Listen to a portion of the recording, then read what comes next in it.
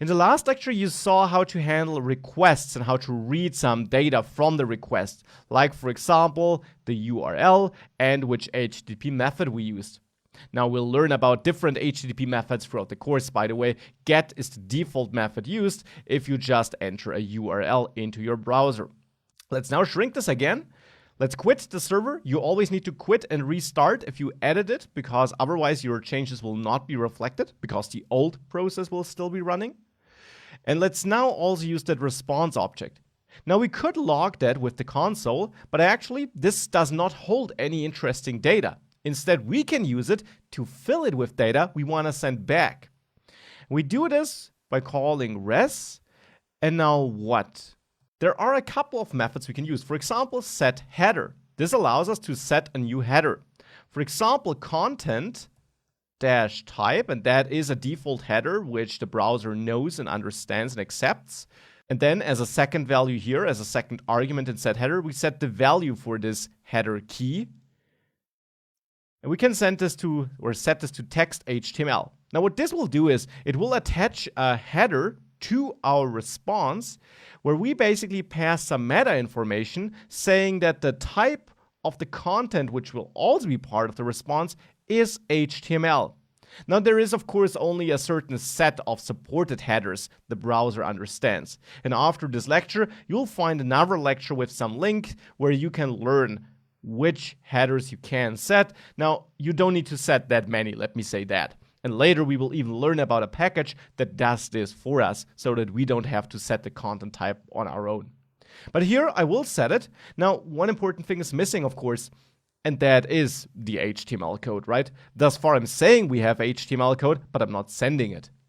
Now we do this by setting response, and now we can set write here. Write allows us to write some data to the response. And this basically works in chunks, you could say, or in multiple lines. This would be a good picture to look at this. You write multiple lines of response. For example, if we write HTML code like this, res write. And if this looks super strange now, it is. We'll learn about a way easier way of sending HTML later, no worries.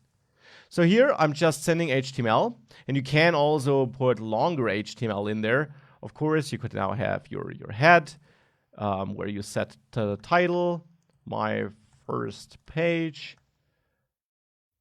like this.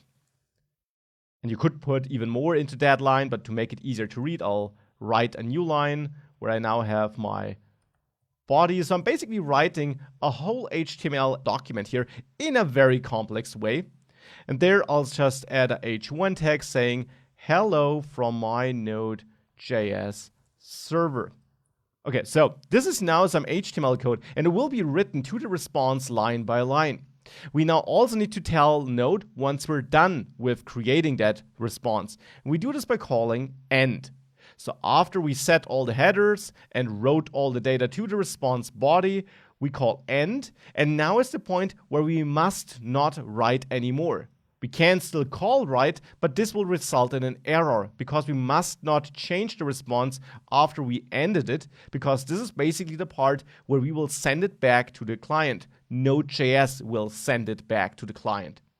So here it should send back a response with some HTML code inside of it, where we also tell the browser that it's HTML code. The browser wouldn't know otherwise.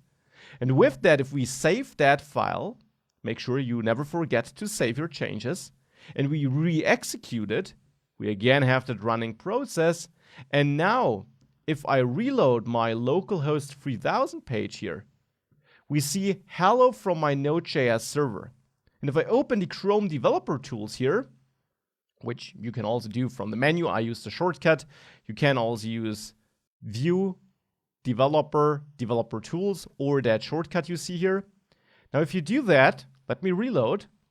In the Network tab here, you will see this request, this first request, and there you see headers, like, for example, in response headers.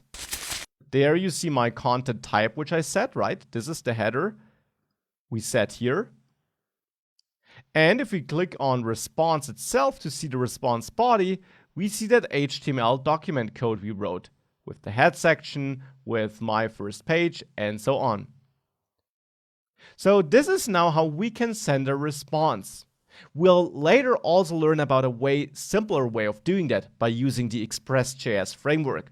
But it's super important that you understand all the nitty-gritty details that go on behind the scenes. And in this case, we simply understand it by writing all the nitty-gritty code on our own. This is how we can work with requests and send responses. Now let's connect both the request data we can get and the response data we can send.